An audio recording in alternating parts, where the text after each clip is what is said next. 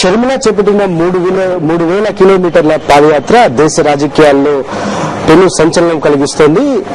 షర్మిల ఇడుపులపై నుంచి ఇచ్చాపురం దాకా చేపట్టిన ఈ పాదయాత్రకు జనం విశేష స్పందన లభిస్తోంది.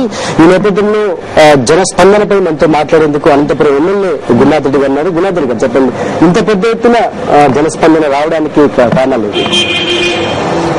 గతంలో మహానేత దివంగత ముఖ్యమంత్రి రాజశేఖర రెడ్డి గారు చేపట్టినటువంటి ప్రజా ప్రస్థానాన్ని ప్రజలు పూర్తిగా విశ్వసించారు, నమ్మారు. మరి ఆ మహానేత అధికారంలోకి వచ్చిన తర్వాత ప్రజల సమస్యలు తెలుసుకుని ఏ విధంగా అయితే పరిష్కరింపజేసే విధంగా నిర్ణయాలు తీసుకున్నారు, అదే విధమైనటువంటి నిర్ణయాలు ఇప్పుడు కూడా షర్మిలమ్మ గారి ద్వారా చేపడుతున్నటువంటి మరో ప్రస్థానాన్ని ఈరోజు దేశవ్యాప్తంగా ప్రజలు ఆశిస్తున్నారు. ఈరోజు ప్రపంచంలోనే ఒక మహిళ చేపట్టినటువంటి ప్రజా ప్రస్థానానికి ముఖ్యంగా కనివిని ఎరగని రీతిలో ప్రజలు బ్రహ్మరథం పట్టడం జరిగింది.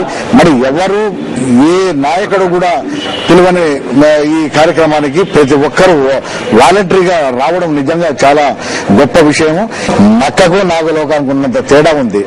చంద్రబాబు నాయుడు చేస్తున్నటువంటి పాదయాత్ర కేవలం రాజకీయ యాత్ర, అది షర్మిలమ్మ చేస్తున్నటువంటి యాత్ర పూర్తిగా ప్రజా ప్రస్థానం. ఇది ప్రజా సమస్యలు తెలుసుకోవడానికి చేస్తున్నటువంటి యాత్ర గాని రాజశేఖర రెడ్డి చేసినటువంటి యాత్రకు అనుగుణంగా ఉంటుంది. చంద్రబాబు చేస్తున్నటువంటి యాత్ర పూర్తి రాజకీయ యాత్ర. రాజకీయ ప్రస్థానంలో మరో ప్రజా ప్రస్థానం అనేది చిరస్మరణీయంగా నిలిచిపోయేటువంటి కార్యక్రమం.